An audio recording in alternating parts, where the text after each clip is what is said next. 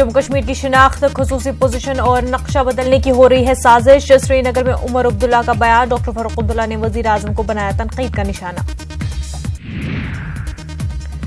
مودی حکومت میں security forces پر حملوں میں ہوا اضافہ، سینئر کانگریس لیڈر غلام نبی آزاد کا بیان، کہا وزیر اعظم پارٹی لیڈروں کے نفرت انگیز بیانات پر روک لگانے میں ناکام۔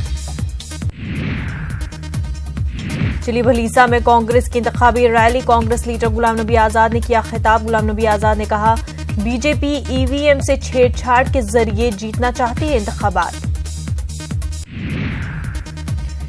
غلام نبی آزاد نے بھدرواہ میں بھی ایک ریلی سے کیا خطاب، کہا وزیر اعظم نریندر مودی پر جنگی جنون اور ڈر کا ماحول پیدا کرنے کا لگایا الزام۔ کانگریس کے سینئر لیڈر عبد المجید وانی کا ڈوڈا دورہ، پارٹی امیدوار وکرم آدتیہ سنگھ کے حق میں ووٹ دینے کی اپیل، بی جے پی پر نفرت کی سیاست کا لگایا الزام۔ نیشنل کانفرنس کے پارلیمانی امیدوار ریٹائرڈ جسٹس حسنین مسعودی نے کلگام میں پارٹی ورکروں سے کیا خطاب، کہا مذاکرات کے ذریعے ہی مسائل کا حل ڈھونڈا جا سکتا ہے۔ ماگام اور دیگر علاقوں میں پی ڈی پی کی عوامی ریلیوں سے سری نگر پارلیمانی امیدوار آغا سعید محسن نے کیا خطاب، آغا محسن نے پی ڈی پی کو ووٹ دینے کی اپیل۔ عوامی اتحاد پارٹی کے صدر انجینئر عبدالرشید کا بیان، ریاست کی ترقی کے لیے یہاں امن کا قیام ناگزیر، انجینئر رشید نے کوٹلی بھدرواہ میں ایک ریلی سے کیا خطاب۔ بی جے پی کو لوک سبھا انتخابات کے پہلے مرحلے میں نظر آ رہی ہے اپنی شکست، پی ڈی پی صدر محبوبہ مفتی کا بیان، کہا بی جے پی ووٹ بٹورنے کے لیے پاکستان پر دوبارہ حملے کا رچ سکتی ہے ڈرامہ۔ کھرم حضرت بل میں حاضری دے کر بج بہاڑا کی جانب روانہ ہو رہی تھی محبوبہ۔ سری نگر سے بی جے پی کے امیدوار خالد جہانگیر نے گاندربل میں گھر گھر چلائی مہم، علاقائی پارٹیوں پر عوام کو گمراہ کرنے کا لگایا الزام، لوگوں کی بہبود کے لیے کام کرنے کا دلایا یقین۔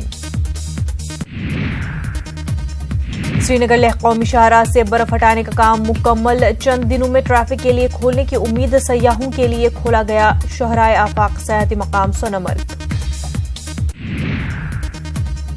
شاہراہ آفاق سیاحتی مقام سونامرگ سیاحوں کے لیے کھولا گیا، پہلے ہی دن سیاحوں کی کثیر تعداد دیکھی گئی، برف باری کی وجہ سے گزشتہ 6 مہینے سے بند تھے راستے۔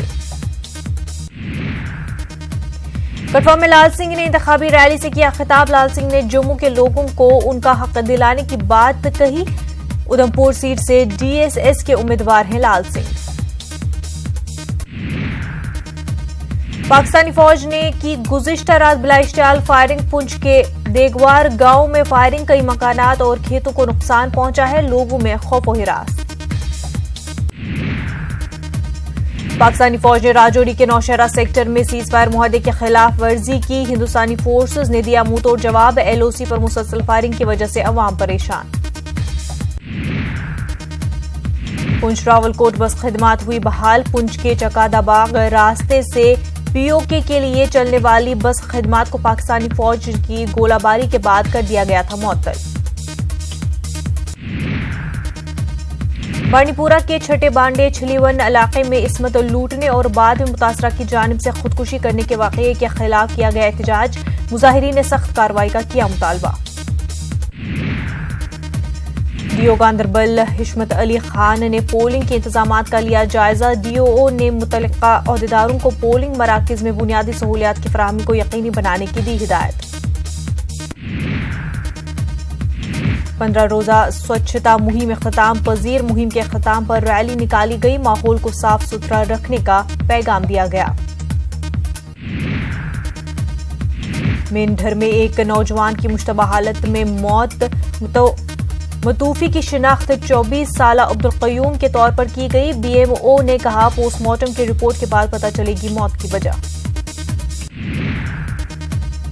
فوج نے خدمات کے دوران اپنی جان کی قربانی دینے والے میجر وکاس سنگھ کو پیش کیا خراج عقیدت، اپنی ٹیم کے ایک جوان کو بچانے کی کوشش کے دوران پہاڑی سے نیچے گر گئے تھے میجر وکاس سنگھ۔ کلچرل اکیڈمی کے سیمینار ہال میں فنکار کلچرل آرگنائزیشن کی جانب سے منعقد ہوئی ادبی محفل۔ پروگرام میں نریندر صفائیہ کی کشمیری نظموں پر مشتمل کتاب کی انجام دی گئی رسم و رونمائی۔ ڈی سی پلوامہ ڈاکٹر سعید عابد رشید نے ترال کے ایک سکھ نوجوان کا کشمیری نغموں کا ایک البم کیا ریلیز۔ سکھ طبقے سے وابستہ افراد نے دیپ سنگھ نامی گلوکار کی ستائش کی۔ گردوارہ گرو نانک چرن آستھان بیروا بڑگام میں ایک بار پھر روایتی بھائی چارے کی مثال دیکھنے کو ملی۔ بیساکھی تہوار میں مسلمانوں نے جگہ جگہ سکھ برادری کے لیے کھانے پینے کے لگائے اسٹال، لوگوں کو پلایا پانی۔